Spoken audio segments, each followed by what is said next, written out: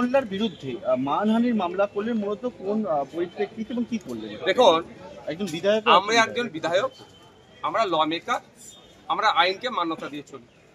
আমাদের এমন কোনো মন্তব্য হয়ে যাবে না যেটা জনমানুষের বিশৃঙ্খলা তৈরি হবে, যে মন্তব্যের দ্বারাই মানুষকে মানুষ পিটিয়েও মেরে দিতে পারে। কারণ বিজেপির কাছ থেকে 30 কোটি টাকা নিয়েছে মানে ভয়ঙ্কর অপরাধ করা হবে। তো উনি এরকম ভাবে বলে ছড়াচ্ছেন। আমি এই পরিবর্তে তাকে তো বলতে পারি না এরকম ভাবে 1998 সালে তোমার দিদি কার কার কার কাছ থেকে সিম্বল নিয়ে লড়াই করেছে, হ্যান করেছে, এই কথা বলে আমি জবাব দেওয়ার প্রয়োজন বোধ করি না। আমার নামে মিথ্যাচার হয়েছে, আমাদের পার্টির নামে মিথ্যাচার হয়েছে, সুতরাং সেই মিথ্যাচারের জবাব আমি আইনের মাধ্যমে দেব।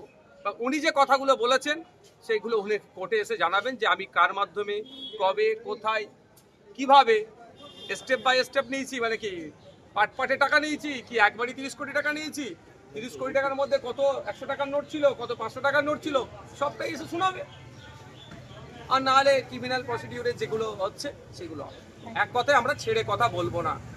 আমরা শাসকের অন্যায় অনৈতিক কাজ, একদিকে 26,000 চাকরি বাতিল, একদিকে আমাদের তিলোত্তমা বিচার পেল না, উল্টো দিকে টারামাইকেল হোস্টেলে বাঙালি হওয়ার বাংলায় কথা বলার জন্য আক্রান্ত হচ্ছে, একদিকে দুর্গাপুরে গোরক্ষক বাহিনীদের তাণ্ডবে মারছে, অন্যদিকে পুলিশ কাস্টাডিতে আমাদের যারা বিরোধীরা করছে, সে আপনি শত্রুঘ্না থেকে শুরু করে আর যারা আছেন, যারা যে ক্ষেত্রে মিরাক্কিদি থেকে শুরু করে নওশাদ সিদ্দিকী, যারা দেখবেন বিভিন্নভাবে পুলিশি হয়রানি করা হচ্ছে।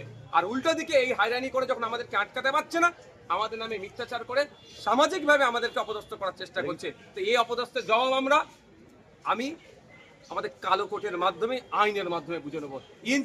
ইঞ্চিতে বুঝে নেওয়া হবে, একটুও ছাড় দেওয়া হবে না। যে অসত্য কথা বলেছে সেই অসত্য কথার জবাব আমি আইনের মাধ্যমে নেবো।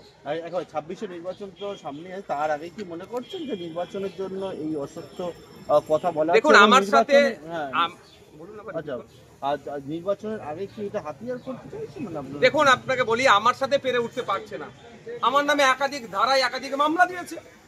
কদিন আগে আমাকে 24 ঘন্টা আটকে রেখেছিল। এই সমস্ত অ্যাডভোকেট যারা আছেন, এনাদের মধ্যে ছিলেন আরো অ্যাডভোকেটরা আসে, আমাদেরকে জামিন করিয়েছে। তো আমাকে আটকাতে পারছে না। তাহলে কি হবে? সামাজিকভাবে আমার যে রেপুটেশন তৈরি হয়েছে, আমি যে মানুষের পরিষেবা দিচ্ছি, জাত ধর্ম বর্ণের ঊর্ধ্বে গিয়ে মানুষের পাশে দাঁড়াচ্ছি, এটাই শাসকের ঈর্ষার কারণ হয়ে দাঁড়িয়েছে। আমাকে অফার হচ্ছে তৃণমূলে জয়েন করার জন্য, আমাকে নামে মিথ্যা মামলা হচ্ছে। সবটাই যখন আমি প্রত্যাখ্যান করছি, আমার সাথে আর কোনো অ্যাঙ্গেল থেকে বেড়ে উঠতে পারছে না। পাবলিক পারসেপশন আমার সম্পর্কে যদি খারাপ হয়, পাবলিক ডোমিনে আমাকে এই ধরনের মিথ্যাচার করা হচ্ছে। আমি একটা কথা বলি, আমি 30 কোটি টাকায়, আমি এমন ক্যামেরা বলছি, নিলে 3000 কোটি টাকা নিয়ে আর আমি ভাববো? যদি ভাবি, নেবো না। ওই 30 কোটি টাকা আমার বাড়িতে, আমার হাতে ধুলো। আমার বাড়িতে প্রত্যেক বছর 1 কোটি টাকা শুধু কাঠ পুড়াই আমরা, কাঠ রান্নার জন্য। কোন ক্যামেরা বলছি, 1 কোটি টাকার কাঠ লাগে আমাদের বাড়িতে, যে ভক্তবিন্দুরা আসে তাদের খাওয়ানোর জন্য। 30 কোটি টাকায় নওশাদ হাত দেবে? 3000 কোটি হলে তাও আমার ভক্তরা বিশ্বাস করতো যে করতে পারে, তাও বিশ্বাস করবে না। আমি প্রসঙ্গক্রমে বলছি 3000 কোটি কেন? একদিকে আমার মিনিস্ট্রির অফার আছে, সেটাকে আমি সরিয়ে দিচ্ছি, আর আমার 30 কোটিতে আমাকে আটকে রাখবে? এই গল্পর জবাব আমাদের যারা উকিল সাহেবরা আছেন তারা কোর্টের মাধ্যমে কেনার চেষ্টা হচ্ছে। যে রিসেন্টলি আপনাকে কোন অফার দিয়েছে তৃণমূল থেকে, বা কোন দল থেকে অফার পেয়েছেন? দেখুন, আমাকে তো অবভিয়াসলি তৃণমূল থেকেই তো আমাকে সবসময় করা হচ্ছে, চলে আসো। এখন নতুন একটা ট্রেন্ড শুরু করেছে, আপনার সিটটা বাঁচিয়ে রাখতে হবে, আপনি দিদির সাথে যোগাযোগ করুন। আর আমি উত্তর দিয়েছি সেটা মিডিয়ার মাধ্যমে বলছি, দ্বিতীয়বার যে বিধায়ক হতেই হবে এই লোভ লালসা আমার মধ্যে নাই। আমি এতটুকুই বুঝি, আমি জেলে যখন আমাকে 42 দিন রেখেছিল, আমি শহীদ গোপীনাথ সাহার জীবনী জেলের মধ্যে পড়েছিলাম। তিনি 19-এর কোটা পার হয়নি, দেশের জন্য জীবন উৎসর্গ করেছিল। হাসির কাটে তিনি গিয়েছিলেন, তার জীবনী আমি ক্ষুদিরামের জীবনী অনেক আগে পড়েছিলাম, কিন্তু প্রেসিডেন্সি জেলেতে গিয়ে শহীদ গোপীনাথ সাহা, আমার জেলার মানুষ, হুগলি জেলার মানুষ, তার জীবনী আমি পড়েছি। আর স্টেজে সেটা বলি। আর বাস্তবেও তিনি 19-এর কোটা পার হয়নি, আমার এই 30 কোটা জাস্ট ক্রস করছি, 30-এর কোটাতে আমি জাস্ট এন্টার করেছি। সুতরাং আমাকে এই কিনতেও পারবে না, মিথ্যা মামলা দিয়ে আমাকে আটকাতে পারবে না। আপনাকে অফার কে দিচ্ছে? আপনি অবশ্যই শাসক দলে যারা আছে তারা। লাস্ট যেদিনকে আমাকে অ্যারেস্ট করে সেই দিনকে আমি বিধানসভায় গিয়েছিলাম, আমি নামটা পাবলিকলি এখন ডিসক্লোজ করবো না। সেদিনকে আমি বিধানসভায় গিয়েছিলাম, আমার স্ট্যান্ডিং কমিটির একটা মিটিং ছিল, সেই সময় আমাকে শাসক দলের এমএলএ দ্বারা বোঝানো বলবেন বা অফার বলবেন বা ভয় দেখানো সবটাই হচ্ছে, কিন্তু পুরোটাকে আমি পাত্তা দিচ্ছি না। মানে বিধানসভার অন্দরে হ্যাঁ, বিধানসভার ক্ষেত্রে আরো কয়েকটা আজকে কলকাতা জেলা জুড়ে আপনার বিরুদ্ধে অভিযোগও করছে। দেখুন, সরকার সাহেব একটা বক্তব্য থেকে আমাকে উদ্দেশ্য করে একাধিক বক্তব্য থেকে যে আমি নাকি বিজেপির কাছ থেকে 30 কোটি টাকা নিয়েছি, এই মর্মে আমার নামে মিথ্যাচার করছে, পাবলিক ডোমিনে সামাজিকভাবে আমার সম্মানহানি করছে। তো আমি শওকত মোল্লার এই কথার উত্তর তো শওকত মোল্লার ভাষায় দিতে পারি না, আমি আইনি ভাষায় প্রতি উত্তর দিচ্ছি এবং আইনের মাধ্যমে সরকার সাহেবের কাছ থেকে জানতে চাইছি কবে, কোথায় 500 টাকার নোট না 1000 টাকার নোটের ব্যান্ডেল ছিল, নিয়েছি, কার মাধ্যমে নিয়েছি, কোর্টকে এসে জানান। আমি ক্রিমিনাল সাইড থেকে মামলা করেছি, আমি তার আমার ওনার বক্তব্য আমার মানহানি হয়েছে, সামাজিকভাবে আমার রেপুটেশনে আঘাত লেগেছে, সুতরাং তাকে এসে জবাব দিতে হবে। আইনি বিচার ব্যবস্থার ঊর্ধ্বে কেউ নাই, যা তা বলে বেরিয়ে যাবে, আমরা চুপ করে থাকবো নাকি? মিথ্যা মামলা আমার নামে 19টা মতো দিয়েছে, সেটা মাথায় নিয়ে লড়াই করছি। যখন আমাকে মিথ্যা মামলা অফার দিয়ে যখন আমাকে আটকাতে পারছে না, সামাজিকভাবে আমার রেপুটেশন খারাপ করতে চাইছে। যারা সামাজিকভাবে আমার রেপুটেশন খারাপ করছে তাদের বিরুদ্ধে তাদের ভাষায় আমি তাদেরকে ওই বলে না যে কাদা ছুড়াছুড়ি, এটা আমার দ্বারাই সম্ভব নয়। আমি স্বচ্ছ আছি, আমার কনফিডেন্স আছে, সেই জন্য আমি আইনের দ্বারস্থ হয়েছি। আমি আইনের মাধ্যমে জবাব চাইছি, কম থাকলে আইনের মাধ্যমে জবাব দেবে। আমি আমার আইনজীবীর মাধ্যমে সেই তার আছে কোর্টে অ্যাপেয়ার হয়েছি, কোর্টে আমি আজকে মামলা দায়ের করেছি। দেখুন, একটা কথা বলি, আমাকে টার্গেট কেন করছে এটাই বুঝতে হবে। তো বিজেপি যেখানে 77টা এমএলএ, সেখানে কোনো সমস্যা নাই, অবজারভার নাই। সংযুক্ত মোর্চা তথা আইএসএফ এর একজন এমএলএ এর কাছে এত কেন? সংযুক্ত মোর্চার এক এমএলএ সারা রাজ্যের মানুষকে বুঝিয়ে দিচ্ছে বিজেপি তৃণমূলের বাইনারি কোন জায়গায়, আর অ্যাকচুয়াল মানুষের জানে কোনগুলো করতে হবে। ভয় পেয়েছে, আমাকে প্রথম অফার করেছে, অফার আমি প্রত্যাখ্যান করেছি। আমার নামে মিথ্যা মামলা দিয়েছে, আমাকে আটকাতে পারিনি। 42 দিন একবার জেল খাটালো, একবার 24 ঘন্টা জেল কাটালো। তাতেও আমি যখন ওদের কাছে মাথা নত করছি না, তাহলে ওরা কি দেখছে? সোশ্যাল মিডিয়ার প্ল্যাটফর্মটাকে আমার এগেনস্টে ব্যবহার করতে চাইছে। সেই জন্য ওরা কি করছে? আমার নামে মিথ্যাচার করছে। কোনোদিন দেখবেন এআই দিয়ে ভিডিও বানাবে বা ছবি পোস্ট করবে, বিজেপির কোনো নেতা বা কারোর সাথে আমার ছবি পোস্ট করে দিতে পারে। তবে আমি এতটুকুই বুঝি যে কোনো রাস্তার পথকুকুর যদি মানুষকে কামড়ে নেয়, মানুষের উচিত হবে না এই পথকুকুরকে কামড়ানো, তো যথাযথ ট্রিটমেন্ট করার জন্যই উচিত হবে। সুতরাং আমাকে কেউ মানে কুভাষা কথা বলে, আমাকে কেউ মিথ্যার আশ্রয় নিয়ে আমার এগেনস্টে মিথ্যাচার করবে, আমিও মিথ্যার আশ্রয় নিয়ে তার এগেনস্টে মিথ্যাচার করব, এই কাদা ছুড়াছুড়ি অন্তত আমার রাজনৈতিক কেরিয়ার আমি করতে চাই না। কারণ আমি ক্ষমতা দখলের জন্য রাজনীতিতে আসিনি, সমাজ ব্যবস্থা পরিবর্তনের জন্য এসেছি।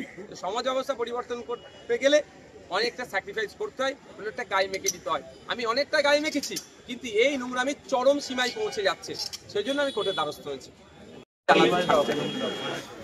অমিত শাহ, নরেন্দ্র দামোদর দাস, সৈকত মাথা ছড়া, যারা রাজনৈতিক ভাবে যেটা আছে তাদের সাথে কবিগুরুকে এক লাইনে বসিয়ে দিচ্ছে।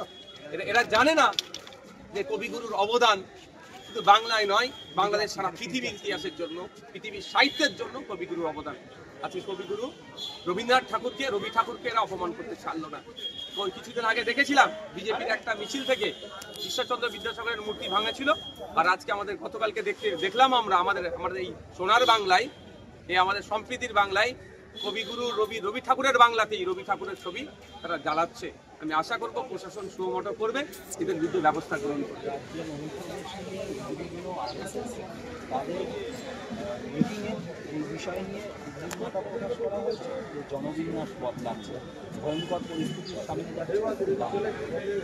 দেখুন, অনুপ্রবেশ নিয়ে যদি প্রশ্ন করা হয়, সর্বপ্রথম তো তাহলে আরএসএস এর যারা চিফ আছেন বা যারা দায়িত্বশীল যারা আছেন, তাহলে কি অমিত শাহকে প্রবেশ করে দিল না? অমিত শাহজির ব্যর্থতা বলবে, কারণ আমরা জানি দেশের সীমান্ত পাহারা দেওয়ার যারা দায়িত্ব আছে, সেই দায়িত্ব যারা সামনে যে দপ্তর সেটা হচ্ছে central home ministry. Central home ministry যখন সামলাচ্ছেন অমিত শাহজি, তাহলে বকলমে আরএসএস এর পক্ষ থেকে অমিত শাহজিকে প্রশ্ন সম্মুখীন করে দিল কি দেখতে হবে সেটা। আর দ্বিতীয় কথা হচ্ছে, আমরাও তো চাই অবৈধ নাগরিক যদি কেউ থেকে থাকে, তার দেশের আইনে যেটা আছে, ফরেনার্স অ্যাক্ট যেটা আছে, সেটা দিয়ে ট্রিটমেন্ট হোক। ট্রিট হোক, কিন্তু অনুপ্রবেশের নাম করে নোংরা রাজনীতি পশ্চিমবাংলায় না হয় সেটা আমি চাইবো। পশ্চিমবাংলার মানুষ বলবো সজাগ থাকবে। কলকাতাতেও পুরুলিয়াতে যার বাড়িতে রেড হয়েছে তার দাদা একসময় দাবুকে এলাকার তৃণমূল কংগ্রেসের নেতা ছিল। দেখুন, ভোট যত এগিয়ে এসছে আমাদের সেন্ট্রাল এজেন্সি তৎপরতা বাড়ছে, তবে আমি একটা আশার আলো কিছু দেখতে পাই না। কারণ আমি দেখলাম 4.5 বছর কিভাবে সেন্ট্রাল এজেন্সি ঘুমিয়েছিল, যারা পোস্টপোল ভায়োলেন্স করলো, যাদেরকে ন্যাশনাল হিউম্যান রাইটস কমিশন যাদেরকে নটোরিয়াস ক্রিমিনাল বললো, সেই মামলা এখন কত দূরে। আর ইতিপূর্বে বিভিন্ন চাকরি বিক্রি থেকে শুরু করে বিভিন্ন ক্ষেত্রে কোনো একটা লেভেল পর্যন্ত গিয়ে সেন্ট্রাল এজেন্সি আটকে যাচ্ছে। সেই মনে পড়ে যাচ্ছে সেই বিখ্যাত উক্তি চর্চিত কাকুর, যে সাহেব পর্যন্ত পৌঁছাতে পারবে না। আমরা চাই এই যে দুর্নীতি হয়েছে, আপনি বালি বলুন আর চাকরি বিক্রি বলুন, ওদের ক্ষমতা নাই বুথস্তর বা ব্লকের বা জেলার নেতৃত্ব যে এটাকে কন্ট্রোল করে নেবে বা এটাকে হজম করে নেবে। এটা ঘুরে ফিরে না কোনো ঘাট হয়ে ঘাট হয়ে কলকাতার কোনো একটা ঘাটে এসে পৌঁছায়। সেই ঘাটে কি সিবিআই ইডি এসে তদন্ত করবে? এটা আমার প্রশ্ন। আমাকাই এই ভোটের পারসেপশন নতুন তৈরি করা হচ্ছে, বাইনারি পলিটিক্স হয়তো এটা দিয়ে হবে, এর বাইরের কিছু হবে বলে আমি ভরসা করতে পারছি না। যদি হয়তো ওয়েল অ্যান্ড গুড। কালকে এসএসসি পরীক্ষা দেখা গেছে ভিন রাজ্যে বিভিন্ন চাকরি প্রার্থী তারা বসেছে, তো বিষয়টা অন্যরকম হয়ে গেছে। এখানেই চাকরি হলো ভিন রাজ্যে তারা পরীক্ষা দিচ্ছে। দেখুন, ব্যাপারটা হচ্ছে এমনি আমাদের রাজ্যে কাজ নাই, কাজ অল্প থাকলেও তার মূল্যায়ন হয় না, ফলে আমাদের পরিযায়ী শ্রমিকের সংখ্যা বেড়ে যাচ্ছে। সরকারি ক্ষেত্রে যখন ভিন্ন রাজ্য থেকে আসছে, যেহেতু এখানে বাঙালিদের জন্য বাংলার মানুষের জন্য রিজার্ভ নাই, ফলে সেখানে একটা বিতর্ক থাকছে। এই জায়গায় দাঁড়িয়ে তো আমি বলতেই পারি যে 80% সিট কি 90% সিট একদম পশ্চিমবাংলার নাগরিকের জন্য রিজার্ভ করতে হবে। অন্যান্য রাজ্যের মানুষরা আসে পরীক্ষা দেবে, সেটা এখনই আমি বিরোধিতা করতে পারবো না, কারণ সেই প্রভিশন আমাদের নাই। কিন্তু সংরক্ষণ হওয়া দরকার পশ্চিমবাংলার নাগরিকের জন্য। কিন্তু যারা দ্বিতীয়বার পরীক্ষায় বসছেন, অলরেডি তারা 8 বছর 10 বছর চাকরি করে নিলে, তাদের কথা আমরা একবারও ভাবছি না। রাজ্য সরকার তার অপদার্থতা ব্যর্থতা ঢাকার জন্য সকলকেই আবার নতুন করে পরীক্ষায় বসতে ব্যবস্থা করলো। জানি না এটা কত স্বচ্ছতার সাথে আবার নিয়োগ হবে। আরেকটা হচ্ছে যে ফুলপুরা শরীফে একটা ফাটল দেখা গেছে আব্বাস সিদ্দিকের পরে কাসেম বলছেন যে কি করছেন নওশাদ সিদ্দিকী, আমি মমতা অভিষেকের দল। এবং ওটা আমার ভাইজান, আবার উনি আবার উল্টো দিকে তিনি তৃণমূল কংগ্রেসের সাধারণ সম্পাদক, তিনি রাজনৈতিক স্ট্যান্ডটা থাকবে। রাজনীতি করছে বলে মানে ফাটল ধরে গেছে আলাদা আলাদা আমাদের বাড়ি থেকে যদি রাজনীতি করে ফাটল ধরে গেছে, এটা বলা ভুল হবে। ফুলপুরা শরীফের জায়গায় আছে, ফুলপুরা শরীফে পীর সাহেব পীরজাদা মিলিয়ে প্রায় 70-এর অধিক আছে। আমরা যদি 3-4 জন রাজনীতি করি, তার জন্য ফুলপুরা শরীফ ফাটল ধরে যাবে, এটা যারা বলছে এটা আমার মনে হয় সঠিক তারা বলছে না। হরিদেবপুরে গত পরশুদিন আবার একটা গণধর্ষণের ঘটনা ঘটেছে। অন্যতম একজন অভিযুক্ত দুদিনের মধ্যে, সে হচ্ছে রাজ্য সরকারি কর্মী, শুধু নয় শাসক দলের যে রাজ্য সরকারি কর্মীদের ইউনিয়ন আছে তার নেতা। এগুলো তো এরাই করবে, যেখানে অন্যায় অনৈতিক দুর্নীতি যেখানেই হচ্ছে দেখুন সেখানে শাসক দলের যোগ আছেই আছে। আর যেখানে তৃণমূলের উপস্থিতি আছে সেখানে দেখবেন অন্যায় দুর্নীতি হিংসা হবেই। তো এখন খোঁজ নিয়ে দেখো শাসক দল তাকে নিয়ে কি বলছে, হয়তো এখন বলে দেবে ও আমাদের দলের কেউ নয়, ওকে আমরা চিনি না বলে এড়িয়ে যাওয়ার চেষ্টা করবে। কিন্তু অন্যায় যেটা হচ্ছে, যারা অন্যায় করেছে শাস্তি পাক, এ কথা জোর গলায় তারা বলতে পারে না। কারণ যদি একথা জোর গলায় বলে, তাহলে শাসক দলের শীর্ষস্থানীয় বিভিন্ন যারা সেক্টরের লিডার্স আছে তাদেরকে দেবেন জেলের মধ্যে রাখতে হবে। কেউ এই ধরনের অনৈতিক কাজের সাথে যুক্ত, কেউ দুর্নীতির সাথে যুক্ত, মানে এরা এক একটা রত্ন। আর তৃণমূল কংগ্রেস এই ধরনের রত্নকেই সামনের সারিতে নিয়ে আসে। যারা স্বচ্ছ ভাবমূর্তি শিক্ষিত মানুষজন, তৃণমূল কংগ্রেস তাদেরকে সহজে জায়গা দেয় না। ঠিক আছে, উত্তরবঙ্গে এই নিয়ে চলতে বছরে 3 নম্বর বার মুখ্যমন্ত্রী যাচ্ছে, এটা কি বিজেপির শক্ত ঘাঁটি নাকি কোন ভয়ে বারবার যেতে হচ্ছে মুখ্যমন্ত্রীকে?